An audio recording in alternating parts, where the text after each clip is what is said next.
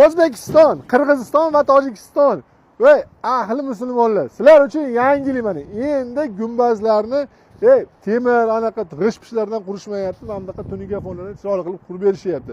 Do'stlar, agar siz haqiqatan ham musulmon bo'ladigan bo'lsangiz, kommentariyaga yozib qo'yinglar bu narsani va bizatni like qo'yib, komment yozsangiz ko'proq insonga yetib boradi. Mana shu ustani ishi ko'paysa, o'sha yurtda baraka ko'payadi do'stlar.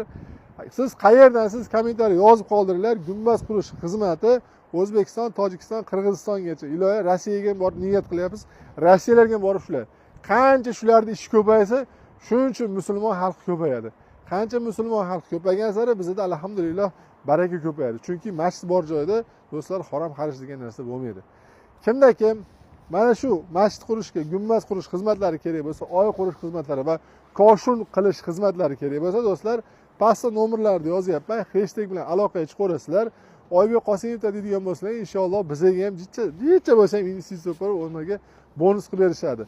Narxi $8 dan o'sha $10-15 ekan. Endi xizmat katta kichikligiga qaradi. Misol uchun bu kichikroq ekan. Mana bu yerda kattasi bor do'stlar. Buni syomka qila olmadik to'g'ri buni. Xo'p, like qo'yib, qo'llab-quvvatlaymiz. Sog' bo'linglar.